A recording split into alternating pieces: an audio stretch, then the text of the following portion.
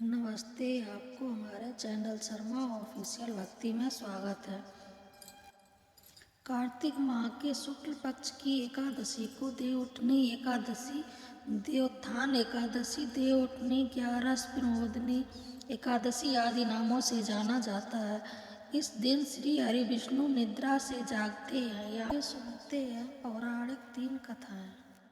एक राजा के राज्य में सभी लोग एकादशी का व्रत रखते थे।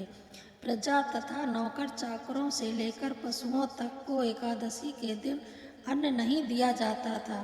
एक दिन किसी दूसरे राज्य का एक व्यक्ति राजा के पास आकर बोला, महाराज कृपा करके मुझे नौकरी पर रख लें।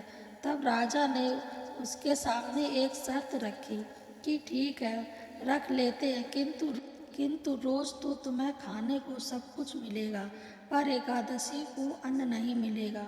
उस व्यक्ति ने उस समय हाँ कर ली, पर एकादशी के दिन जब उसे फलाहार का सामान दिया गया तो वह राजा के सामने जाकर गिड़गिड़ाने लगा, महाराज, इससे मेरा पेट नहीं भरेगा, मैं भूखा ही मर जाऊंगा, मुझे अन्न दे दो। राजा ने उसे शर्त की बात याद दिलाई, पर वह अन्न छोड़ने को राजी नहीं हुआ। तब राजा ने उसे दाल, आटा, चावल आदि दिए। वह नित्य की तरह नदी पर पहुंचा और स्नान कर भोजन पकाने लगा।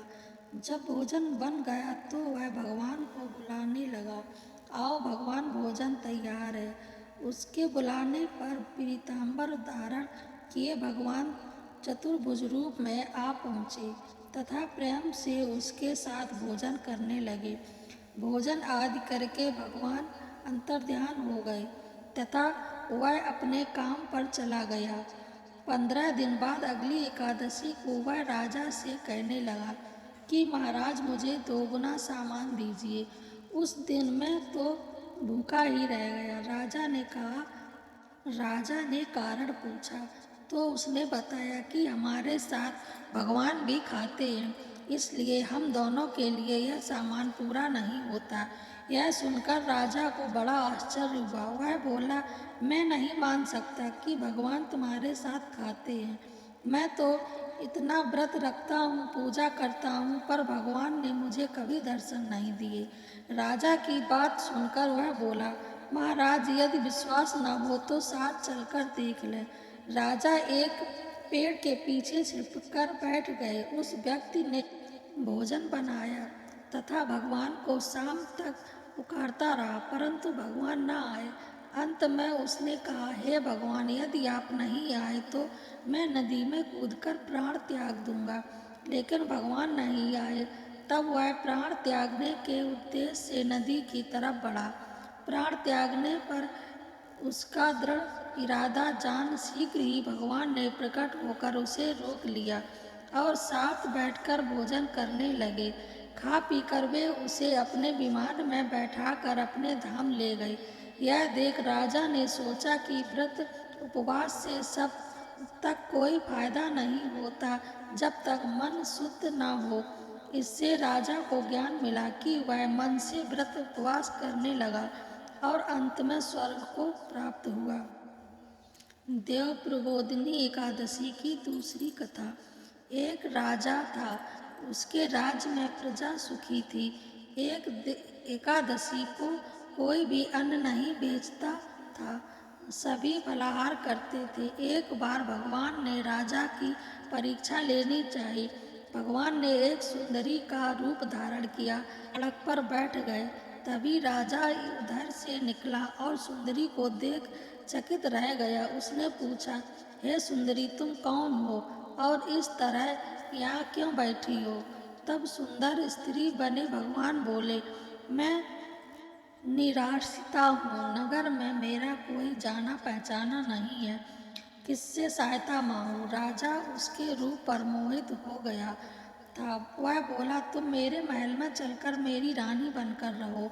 सुंदरी बोली, मैं तुम्हारी बात मानूंगी, पर तुम्हें राज्य का अधिकार मुझे सौंपना होगा। राज्य पर मेरा पूर्ण अधिकार होगा। मैं जो बनाऊंगी तुम्हें वही खाना होगा। राजा उसके रूप पर मोहित था, अतः उसने उसकी सारी शर्तें स्वीकार कर ली। अगले दिन एकादशी थी। रानी ने हुक्म दिया कि बाजारों में अन्य दिशाओं की तरह अन्न बेचा जाए, उससे घर में मांस मछली आदि पकवान तथा परोसकर राजा से खाने के लिए कहा। यह देखकर राजा बोला, रानी आज एकादशी है, मैं तो केवल फलाहार ही करूँगा। तब रानी ने शर्त की याद दिलाई और बोली, या तो खाना खाओ, नहीं तो मैं बड़े राजकुमार का सिर काट लूँगी। राजा ने अपनी स्थिति बड़ी रानी से कही तो बड़ी रानी बोली, महाराज धर्म ना छोड़ें, बड़े राजकुमार का सिर दे दे, पुत्र तो फिर मिल जाएगा पर धर्म नहीं मिलेगा। इस दौरान बड़ा राजकुमार खेलकर आ गया। माँ की आंखों में आंसू देखकर वह रोने का कारण पूछने लगा तो माँ ने उसे सारी वस्तु स्थिति बता दी। तब वह बोला, मैं सिर देने के लिए तैयार हूँ, पिताजी के धर्म की रक्षा होगी, जरूर होगी। राजा दुखी मन से राजकुमार का सिर देने को तैयार हुआ तो रानी के रूप से भगवान विष्णु ने प्रकट होकर असली बात बताई। राजन, तुम इस परीक्षा में पास हुए। भगवान ने प्रसन्न मन से राजा से वर मांगने को कहा तो राजा बोला, आपका दिया सब कुछ है हमारा उधार। उसे उसी समय वहाँ एक विमान उतरा। राजा ने अपना राज्य पुत्र को सौंप दिया और विमान में बैठकर परम धाम को चला गया। देव उठनी एकादशी की प्रमुख तीसरी कथा शंखासुर नामक राक्षस की है। शंखासुर ने तीनों लोकों में बहुत ही उत्पात किया। शंखासुर ने तीनों लोकों में बड़ी ही उत्पात मचाया हुआ था। तब सभी देवताओं के आग्रह करने पर भगवान विष्णु ने उस राक्षस से युद्ध किया और यह युद्ध कई वर्षों तक चला। युद्ध में वह असुर मारा गया और इसके बाद भगवान विष्णु विश्राम करने चले गए। कार्तिक शुक्ल एकादशी के दिन भगवान विष्णु की निद्रा टूटी थी और सभी देवताओं ने भगवान विष्णु की पूजा की थी।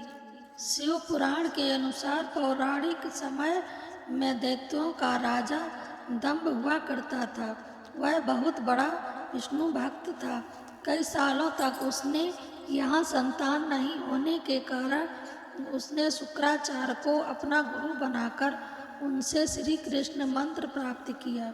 यह मंत्र प्राप्त करके उसके पुरस्कार सरोवर में घोर तपस्या की। भगवान विष्णु उसकी तपस्या से प्रसन्न हुए और उसे संतान प्राप्ति का वरदान दे दिया। भगवान विष्णु के वरदान से राजा दंभ के यहाँ एक पुत्र ने जन्म लिया। इस पुत्र का नाम शंखचूड़ रखा गया। बड़ा होकर शंखचूड़ ने ब्राह्मण को प्रसन्न करने के लिए पुरुस्कर में घोर तपस्या की। उसकी तपस्या से प्रसन्न होकर ब्रह्मा जी ने उसे वरदान मांगने को कहा। तब शंखचूड़ ने वरदान मांगा कि वह हमेशा जबर अमर रहे, वह कोई भी देवता उसे नहीं मार पाए।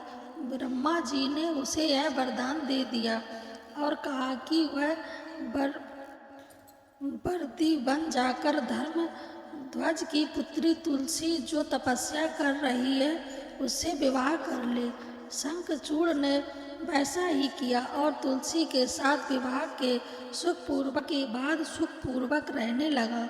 उसने अपने बल से देवताओं, असुरों, दानवों, राक्षसों, गंधर्वों, नागों, किन्नरों, मनुष्यों तथा त्रिलोकी के सभी प्राणियों पर विजय प्राप्त कर ली।